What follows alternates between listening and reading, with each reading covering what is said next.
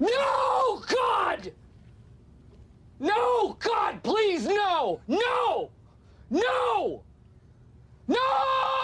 Salut les polémistes. Après cette introduction pleine d'humour, je vais analyser le texte de Caroline Dehaas intitulé De l'utilité de la non-mixité dans le militantisme et écrit en 2016 sur le club Mediapart.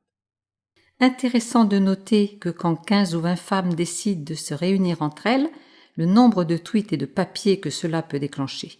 Il se passe chaque jour à la surface de la planète des centaines de réunions politiques, syndicales, professionnelles, composées à 100% d'hommes sans que cela ne froisse personne. Le texte de Caroline Dehaas commence donc par une affirmation péremptoire, ce qui ne signifie pas qu'elle ment, et continue avec un terme flou, à savoir des centaines.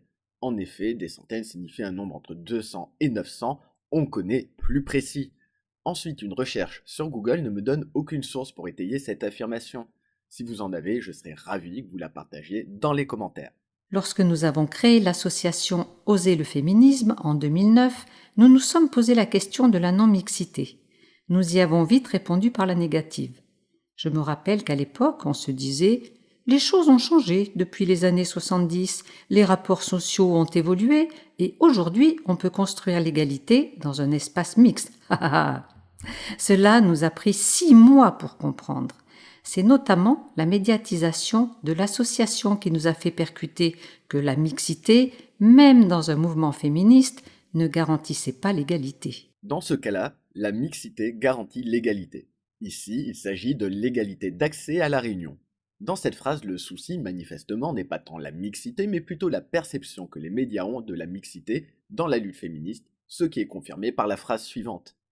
Lorsque des premiers articles ont été écrits sur le mouvement, les journalistes nous demandaient quasiment à chaque fois « Et vous avez des hommes ?» Quand nous répondions par l'affirmative, les journalistes insistaient pour les interviewer. Un peu comme si le fait d'avoir des hommes rendait l'association plus légitime. Je suis intimement convaincu que pour arriver à changer les mentalités, il faut inclure et éduquer. Imaginez, un journaliste pose une question à un homme qui lui répond. En effet, je serai toujours aux côtés des femmes dans leur combat pour l'égalité. Cela dit, les personnes qui vivent le plus ces inégalités sont les femmes elles-mêmes, et n'étant pas à leur place, je vous laisse leur poser des questions.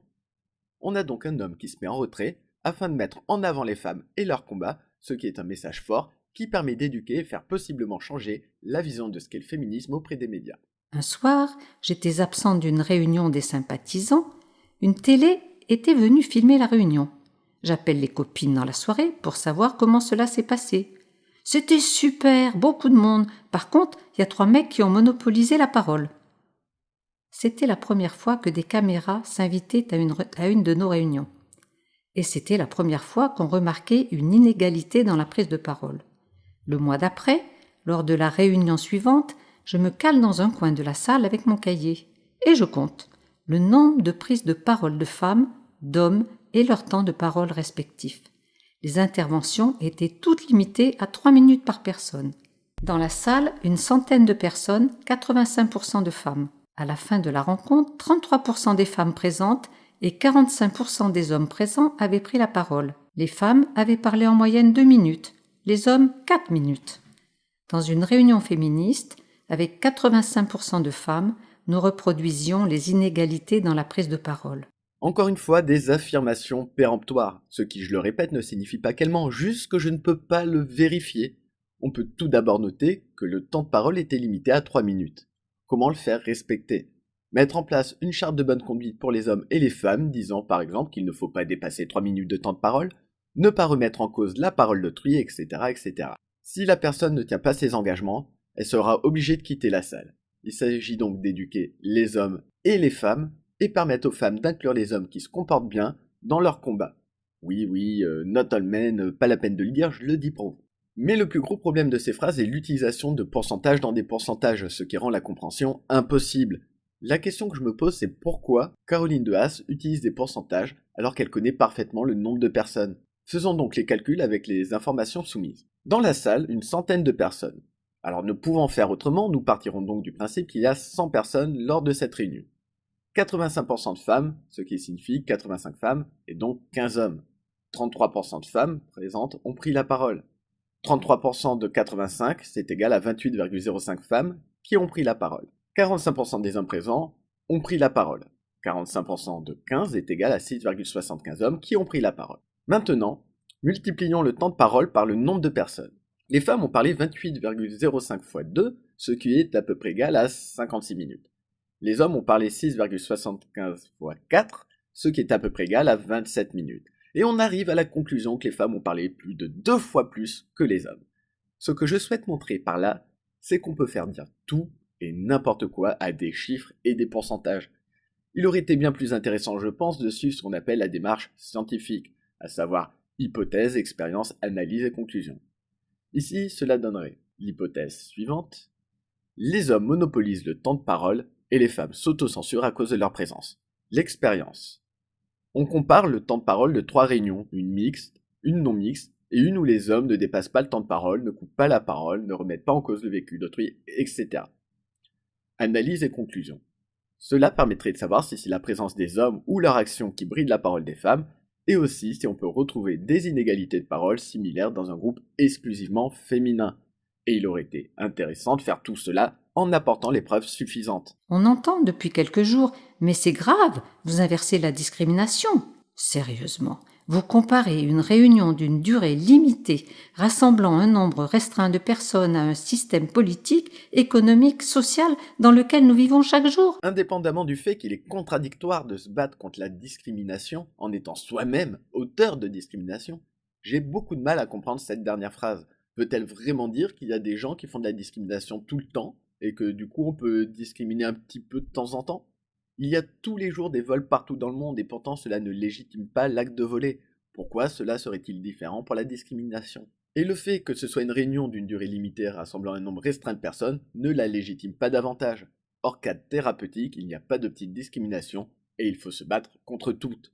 Alors, si on peut créer des espaces d'échange, de dialogue, de partage des expériences et de la pratique, pour en parler et trouver un moyen de sortir de cette situation, c'est tant mieux. Comme le souligne à juste titre Crêpe Georgette dans un article sur le sujet, lorsqu'on fait des réunions mixtes sur l'égalité ou le féminisme, on passe une bonne partie de la réunion à expliquer pourquoi il y a encore besoin de se battre. Sauf que comme cela, vous ne trouverez pas de moyen de sortir de cette situation. J'adorerais que cela soit aussi simple, mais non. De nombreux pros non-mixité avec qui j'ai échangé prennent l'exemple du mouvement Black Panther, qui est un mouvement noir américain qui luttait pour l'égalité entre noirs et blancs dans les années 1960. Et ce groupement a notamment utilisé la non-mixité raciale. Aujourd'hui, après plus de 50 ans de recul, on peut l'affirmer. Les noirs américains en 2018 ne sont malheureusement toujours pas l'égal du blanc américain. Je vous mets un lien dans la description, mais voici quelques exemples. Aujourd'hui, les noirs américains sont plus exposés à la pauvreté que les blancs américains, ont un taux de chômage 2 fois plus élevé, etc., etc. La non-mixité n'a donc pas permis de trouver des solutions pour atteindre l'égalité dans les années 1960. Pourquoi cela serait le cas en 2018? Il y a quelques années, toujours à oser le féminisme, nous avons eu une réunion sur les violences sexistes et sexuelles. Il n'y avait, c'était un hasard, que des femmes. Au cours de la réunion, des témoignages sont apparus. Des femmes qui n'avaient jamais parlé ont pris la parole. En ce qui me concerne, c'est la première fois que j'ai parlé en public du fait qu'un homme m'avait violée. Le cadre non mixte permet entre autres de participer à lever la chape de plomb des violences sexistes et sexuelles que nous subissons, et ce n'est pas rien. Évidemment, ce n'est pas rien.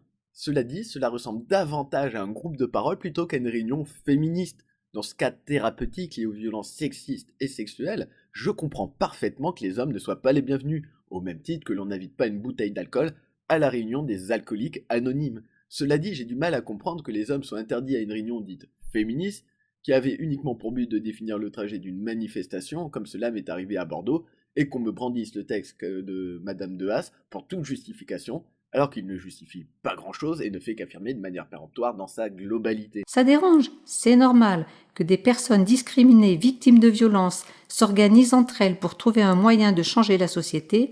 Ça ne s'est jamais fait sans déranger. Tant mieux, c'est sans doute que nous avons touché juste. Caroline de Haas, militante féministe. Comment donc changer la société? C'est une bonne question. Cela dit, je peux déjà affirmer, on ne change pas une société en se coupant de la moitié des gens qui la constituent.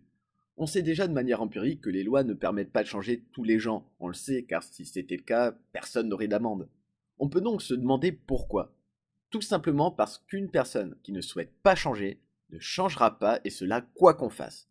Du coup, il est nécessaire de changer les gens avant qu'on ait besoin de les changer. Autrement dit, il faut éduquer les générations futures, et cela changera le monde futur. Pour ce faire, il faut des personnes qui éduqueront cette génération future, comme par exemple les parents. Or, parmi ces personnes, il y a des hommes qui sont sensibles au combat féministe, mais qui parfois vont, par exemple, couper la parole. Aujourd'hui, ce sont ces hommes-là qu'il faut éduquer afin qu'eux-mêmes puissent éduquer correctement leurs enfants en donnant le bon exemple. Il ne faut pas les exclure, mais vraiment les inclure dans ce combat pour l'égalité, quitte à répéter encore et encore les mêmes arguments, car c'est par la répétition et la prise de conscience qu'aura lieu l'apprentissage de ces hommes et qui pourront le transmettre à la génération future. Pour conclure, j'aimerais attirer votre attention sur le fait que les personnes qui prônent la non-mixité ne peuvent être considérées comme féministes. En effet, par définition, le féminisme, c'est la recherche de l'égalité entre les femmes et les hommes. Or, l'égalité entre les femmes et les hommes implique nécessairement l'égalité entre les hommes et les femmes. Sinon, il y a une contradiction. En mathématiques, si A est égal à B, alors nécessairement B est égal à A. Dire que les personnes qui prônent la non-mixité ne sont pas féministes n'est pas un jugement moral. Je ne dis pas que c'est une bonne ou une mauvaise chose. Il s'agit simplement d'un fait. Et je pense qu'il faudrait donc trouver un autre mot. Bien que contradictoire avec le féminisme, ce n'est pas tant la non-mixité que je remets en cause, mais bien le fait que Madame de Haas fait croire que la non-mixité est la solution pour changer le monde. Malheureusement, l'histoire nous a déjà montré que ce n'était pas le cas. Alors pourquoi insister? Peut-être parce que Madame de Haas a un intérêt à ce que les inégalités perdurent. La question est posée. Voilà, l'analyse de ce texte est terminée. J'ai fait tout mon possible afin que Madame de Haas puisse avoir un droit de réponse, et si elle souhaite l'utiliser, je l'invite à me contacter par mail qui est dans la description. Si cela vous a plu, n'hésitez pas à me suivre et partager, et on se retrouve très vite pour la prochaine polémique.